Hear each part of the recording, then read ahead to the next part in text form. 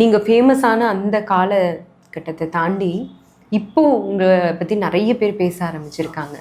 So இது முதல்ல உங்களுக்கு எப்படி இருக்குது? ஒரு லாங் கேப்க்கு அப்புறம் ரிட்டன் பேக் கம்பேக் கொடுத்த மாதிரி ஒன்று. ட்ரோலிங் தான் நிறையா, பட் இருந்தாலும் வந்து 1 இயராக வந்து சுத்தமாக எல்லாத்தையும் விட்டு ஒரு ரீல்ஸ் அவ்வளோதான், அதோட ஸ்டாப் பண்ணியிருந்தேன். இப்போ மறுபடியும் மீடியாக்குள்ளே வர்ற மாதிரி ஒரு ஃப்ரேம் க்ரியேட் பண்ணி கொடுத்துருக்காங்க. ஸோ அது நல்லா இருக்குது. உங்களுக்கே தெரியும் இந்த இன்டர்வியூ எதுக்காக இருக்குன்றது. நீங்கள் நீயா நானால ரொம்ப ஃபீல் பண்ணி பேசியிருந்தீங்க, நீங்கள் சந்தித்த ஸ்ட்ரகிள்ஸ் பற்றி பேசியிருந்தீங்க. முதல்ல அங்கே என்ன நடந்தது அதை பற்றி சொல்லுங்கள். ஆக்சுவலி நீயா நானா ஷோ வந்து ட்ரோலிங்காக தான், அந்த கண்டென்ட்டே அதுதான் அப்படின்னு சொல்லி தான் என்னை கூப்பிட்டுருந்தாங்க.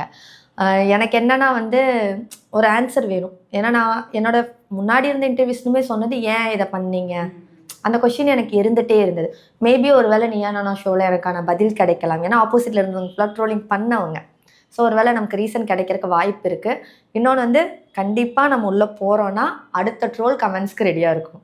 ஏன்னா ஃபஸ்ட் டைம் வரும்போது தெரியாது இதெல்லாம் நடக்கும். ஆனால் இப்போ எனக்கு எல்லாம் தெரியும். கண்டிப்பாக இந்த மாதிரிலாம் திட்டுவாங்க, இப்படிலாம் ட்ரோல் பண்ணுவாங்க. தெரிஞ்சே தான் உள்ளேயே காலை வச்சு ரெடி ஆகிட்டேன்.